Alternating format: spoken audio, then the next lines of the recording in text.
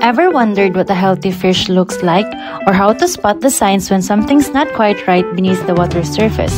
Welcome to our deep dive into the fascinating world of fish health and diseases. In this video, we'll explore the characteristics of healthy fish, those vibrant colors, smooth scales, and energetic movements, as well as the red flags to watch for when diseases take hold. In this video, we'll dive into two different key areas. First, we'll explore the characteristics of healthy fish, including their reflexes, external and internal traits that indicate good health. Then, we'll shift our focus to infectious fish diseases, learning about the different types and how they affect our finned friends. Ensuring that fish raised in aquaculture farms are healthy and disease-free is not just important. It's essential. Disease outbreaks have posed significant challenges to global aquaculture, causing the downfall of major industries. For example, the shrimp sectors in China and Ecuador suffered devastating losses due to uncontrolled diseases, leading to economic setbacks and disruptions in food supply chains. Fish diseases can severely impact fish farms in multiple ways. First, reduce fish growth and production. When fish are unwell, their growth slows down, directly affecting the yield and profitability of the farm. Second, increase feeding cost.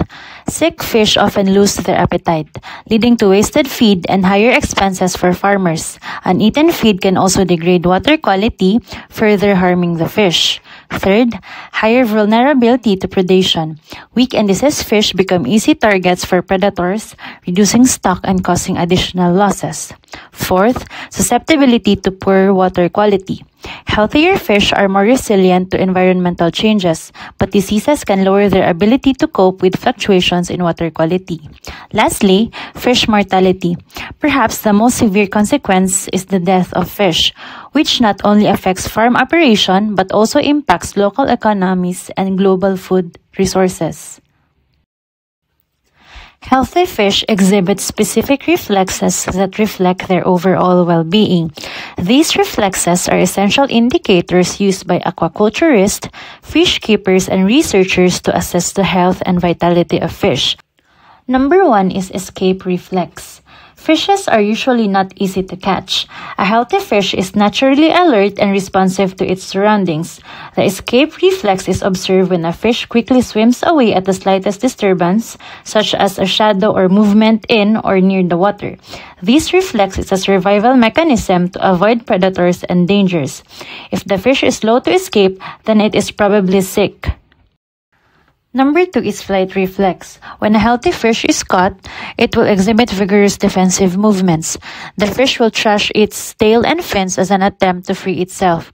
If the fish rests quietly and makes little attempt to escape, then it is probably sick. Number 3 is tail reflex. The tail of a healthy captured fish remains strongly arched or exhibits a rapid back and forth movement. This reflex showcases muscle health and neural responsiveness. A fish which does not move its tail in this manner or allows the tail to hang flaccidly is probably sick. Lastly, the eye reflex. The eye reflex in healthy fish involves the ability to track movements and respond to changes in light or environment. A healthy fish eye should be clear, focused, and reactive. Cloudy, sunken, or bulging eyes, lack of movement or response to visual stimuli, fixed or glassy stare are probably an indication of stress or disease. Maintaining healthy fish is crucial for aquaculture, as it ensures optimal growth, reproduction, and overall well-being. One of the most effective ways to assess fish health is by examining their external characteristics. Recognizing the signs of a healthy fish not only helps in early detection of potential health issues, but also aids in preventing the spread of diseases within the aquatic environment. The skin of healthy fish should be bright, wet, and show normal pigmentation. Scales should lie flat and feel firm to touch. Shiny, vibrant skin indicates good hydration and overall health, while firm scales suggest the fish is not experiencing stress or illness. Healthy gills are bright red, indicating proper oxygenation. They should be covered with a thin, natural layer of mucus that serves as a protective barrier. Clear and normally positioned eyes suggest that the fish is alert and not suffering from infections or diseases. Red gills and clear eyes are signs of good respiratory health and an absence of systemic illness.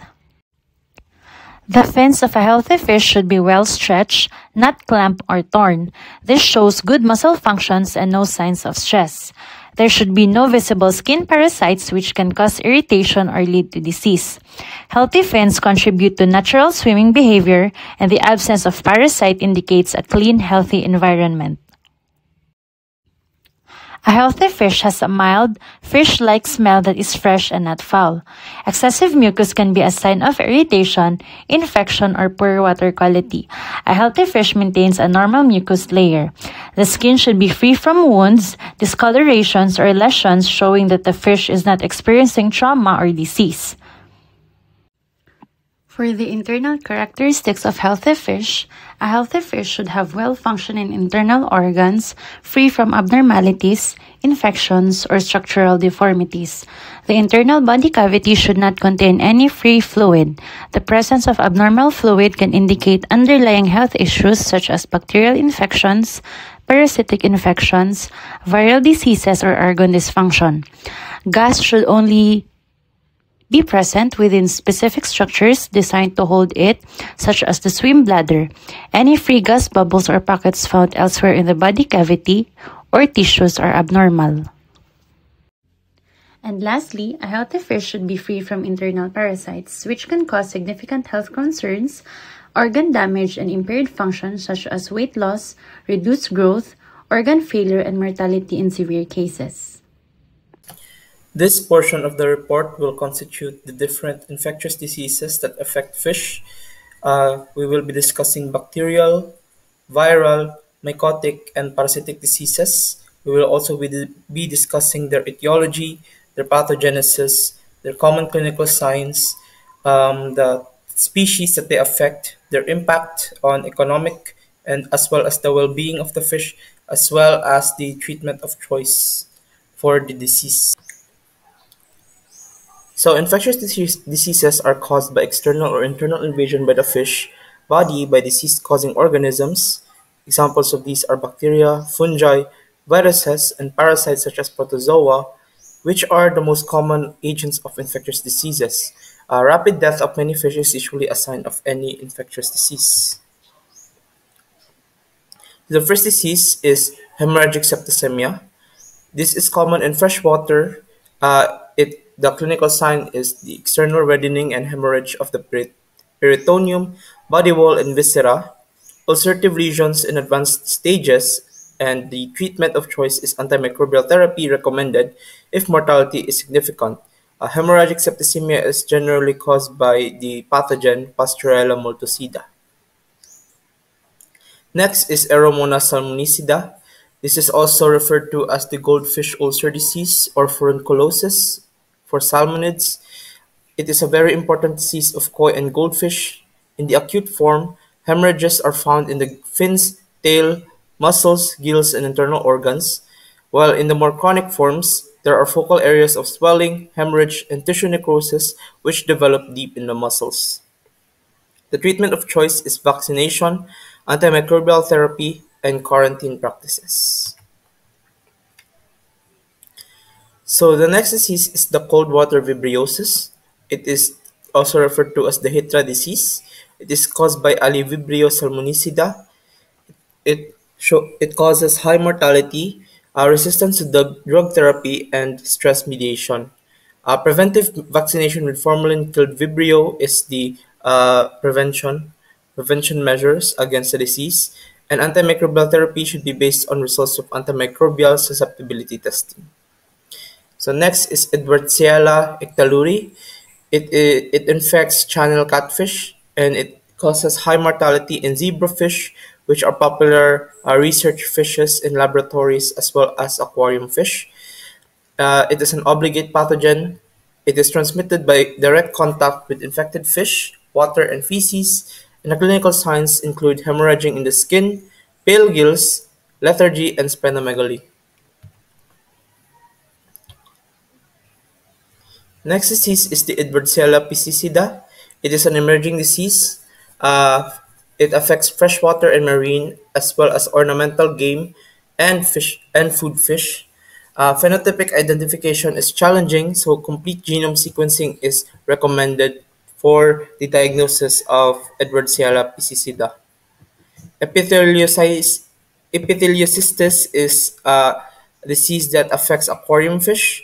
It is caused by the obligate intracellular bacteria in the order Chlamydiales. It affects the gills and skin, and biopsy and skin scraping of the structures with granular contents or basophilic are the method of diagnosis. Clinical signs vary with severity. It can be such as lethargy and dyspnea, and the method of choice is a treatment of choice is oral oxytetracycline. The last disease of bacterial diseases is the columnaris disease. It is common in warm water fish, and it is caused by the Flavobacterium columnare. The diagnosis is through wet mount of the skin or gill tissue, and bacterial strains vary in virulence with unknown water conditions predisposing fish to infection. Additionally, mortality can be acute. So the next disease are the viral diseases that affect fish. So first disease is carp pox. It is one of the most oldest recognized fish disease and is caused by the cryptid Cyprinid herpes virus 1 or CYHV1. The lesions typically are smooth and raised and have a milky appearance. They are usually benign, non-necrotizing areas of epidermal hyperplasia, and severe cases may result in development of papillomatous growths. Next is spring viremia of carp. It is caused by a vesiculovirus. It causes disease in common carp, including koi as well as grass, bighead, silver, and crucian carp. Clinical signs are nonspecific and may include darkening of the skin, exophthalmia, ascites, pale gills, hemorrhage, and a protruding vent with thick mucoid fecal casts. The next disease is the lymphocystis disease of fish. It is a typically chronic viral infection of wild or captive marine and freshwater fish, and it is caused by an icosahedral DNA virus of the Iridoviridae family. The infection may be manifested by benign, cauliflower-like lesions which are located on the fins, and the disease affects a wide range of fish and is generally considered to have a global distribution. The next disease is the koi sleepy disease. It is also known as the carp edema virus. It is caused by a pox virus, which was first seen in Japan in 1974. Affected fish appear lethargic, they lie on their sides and have a thin body condition. Mortality is usually low but can be variable, and gill hyperplasia is a common histopathologic finding. Infected koi can recover, but it is unknown whether they retain a carrier state. Lastly, uh, koi herpes virus is caused by the cyprinid herpes virus 3 or CYHV3, and mortality rates can reach 80% to 100%. Fish of any age are susceptible, but mortality rates may be higher in younger fish, especially fry. Lesions are seen on gill tissues, which are severely affected and develop a mottled red and white appearance uh, with obvious hemorrhage in some cases. Affected fish are lethargic, they swim at the surface and may show behavioral signs of respiratory distress.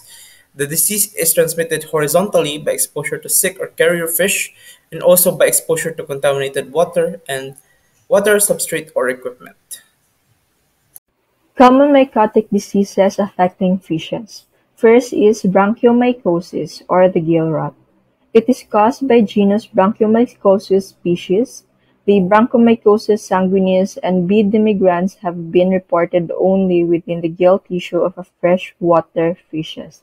It is a fungal disease that primarily affects the gill tissue of various aquatic species including carp, goldfish, and eels. Fish with a severe infection will have a typical gill rot lesion, and the gills may exhibit pallor with a brownish area attributed to hemorrhage and thrombosis, or a grayish appearance due to ischemia. Necrotic area might slough off at later stage, becoming a focus for saprolegian infection, and fish with bronchiomycosis may swim listlessly and exhibit signs consistent with oxygen deprivation or osmoregulation distress. Fish become weak when infected, do not react to the movement, and can be caught by hand. Ichthyophaunosis.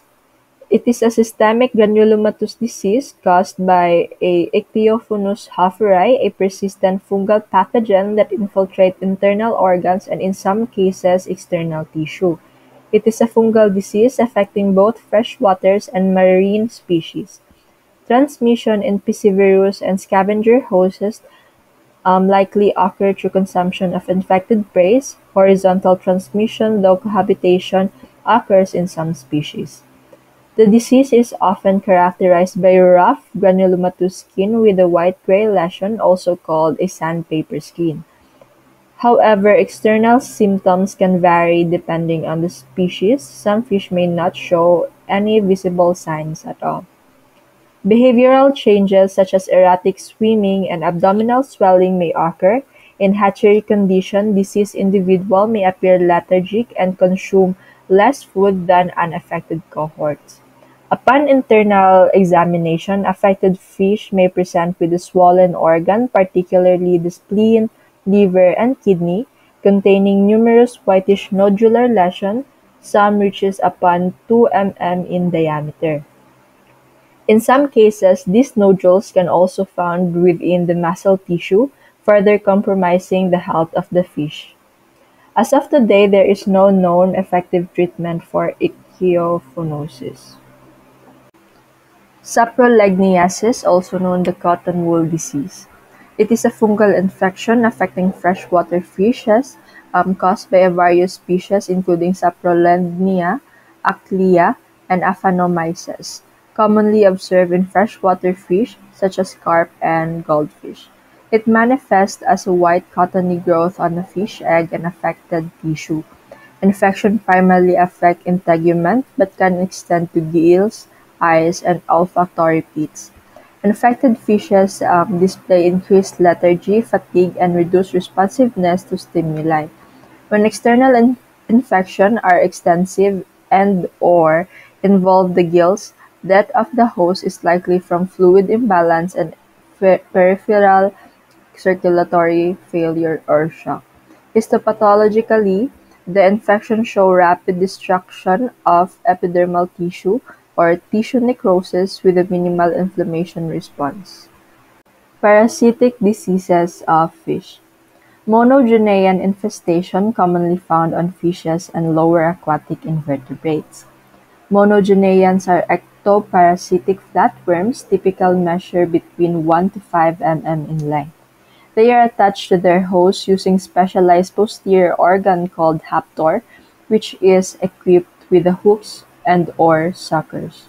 These parasites, including Gyrodactylus, Dactylogyrus, Pseudorhabdosinucus, and Benidea, primarily affect catfish, carp, tilapia, sea bass, grouper, and snapper. Transmission of monogeneans from fish to fish is primarily by direct contact. Monogenean attach to the gills, fins, and body surface of the fish. Infected individuals often exhibit pale skin and gills, increased mucus production, frayed fins, and in some cases an opaque cornea. In severe infestation, the epithelial cells of the skin may undergo hyperplasia, leading to thickening and irritation. Extensive damage to the gills epithelium can impair respiration, causing distress and lethargy. Peeping or gulping air in the water surface may be observed in fish and severe respiratory distress. If left untreated, heavy infestation can lead to significant fish mortality, posing a serious threat to the aquaculture operation. Digenean infestation. Digenean are endoparasitic flatworms measure between 1 to 2.6 millimeters in length. These parasites attach to their host using two sucker-like structures located at the anterior and ventral portion of their bodies. Diogenean infestation have been observed in several fish, including bighead carp, grass carp, milkfish, sea bass, grouper, siganids, and mullet. Infested fish may develop small white to yellow or brown to black cysts which can appear in the skin, fin, gills, muscles, stomach, or intestine. Other common signs include abdominal swelling and in some cases growth retardation. This infestation can severely affect the fish growth, survival, and overall health, sometimes leading to disfigurement as the parasite disrupt vital organ function. Severe cases can result in an organ failure, reducing the fish ability to thrive. Human as a definitive host may also be affected by Diogenean infestation, experiencing mild digestive disturbance, including diarrhea. In severe cases, these parasites have been linked to cardiac and visceral complications. Cestode infestation. Cestode, commonly known as tapeworms, are endoparasitic flatworms with a ribbon-like body which may be segmented or unsegmented. They range in a length from 5 to 70 mm and attach to their host intestine using anterior organ called the sculex, which is armed with hooks and suckers. The primary culprit behind cestode infestation in fish is Botrytis cephalus, a parasite that affects carp, catfish, and snakeheads. Infested fish often exhibit sluggish behavior and an emaciated body due to reduced or complete loss of appetite. The parasite primarily resides in the intestine, where it causes significant damage. Botrytis can induce hemorrhage, enteritis, and condition characterized by intestinal bleeding due to epithelial destruction. The adult stage of the parasite interferes with the nutrient absorption, further weakening the fish and leading to the stunted growth. The severe cases, secondary microbial infection may occur, compounding the effect of the disease and increase mortality rates. Some fish cestodes are also known to infest humans, making this not just an aquaculture concern but also a public health issue. Proper handling and thorough cooking of fish are essential to minimize the risk of transmission. Nematodes are segmented roundworms that parasitize the stomach and intestine of a various fish species. These parasites are caused by Spirocamelanus, Rhaphidocaris, Contrasecum, and Echinocephalus. Infested fishes often exhibit an emaciated and discolored body surface along with a visibly swollen abdomen due to intestinal inflammation. Upon gross examination, the intestines may appear swollen and filled with liquid often containing a large number of worms. This infestation can impair feeding, leading to malnutrition, growth retardation, and in some cases mild mortalities. As the nematodes disrupt digestive processes, fish may struggle to absorb nutrients, further weakening their immune system and leaving them vulnerable to secondary infection. Acanthocephalans infestation. Acanthocephalans, also known as the thorny-headed or spiny-headed worms, are elongated cylindrical parasites measuring up to 10 mm in length. They are distinguished by their anterior retractile proboscis around with the hooks, which allow them to anchor firmly to the host intestinal wall. These parasites include Acanthocephalus and Palicentis, primarily target the intestine of a virus fish species.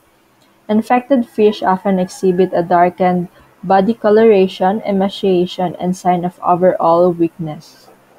Acanthocephalans attach to the intestinal mucosa, causing necrotic hemorrhagic ulcer. This severe tissue damage can lead to impaired digestion, nutrient loss, and reduced growth rate. In extreme cases, heavy infestation contribute to the growth retardation and increased mortality rate. Gross examination of affected fish often reveals elongated, sac-like worms deeply embedded in the intestinal lining and their retractile proboscis firmly attached with the spine. Crustacean infestation. Crustacean parasites have a segmented body covered by protective shell with jointed appendages that aid in movement and attachment to their host. One of the most common and damaging external parasite in aquaculture is Argillus or the fish lice. This parasite attach to the skin, fins, buccal cavity, or opercular mucosa of fish. It is easily recognizable by its flattened, oval-shaped body and two conspicuous black spots. At the attachment site, localized hemorrhage and ulceration occur due to feeding activity, which involved piercing of the fish skin and extracting fluid. This damage causes irritation and stress to the host. As infestation progresses, infested fish may exhibit signs of distress such as increased mucus production, scratching against surface, and lethargy. Heavy infestation can lead to severe necrotic wound, further paving the way for secondary bacterial infection. If left undamaged, this can contribute to mass mortalities in aquaculture system. Another crustacean infestation, Galigus or the sea lice, are transparent parasitic crustaceans that often appear as white patches on the skin, fins, and gills of infested fish. Unlike some other parasites, they are not permanently attached but move freely across the fish's body. Infested areas often exhibit significant damage, with the scales missing, hemorrhagic lesion, and ulceration. The parasites feed on the fish's mucous, skin, and blood, weakening the host over time. Severe infestation can lead to skin ulceration, increased stress, and susceptibility to secondary infection. The open wounds serve as an entry point for bacteria and fungi, further worsening the fish's condition.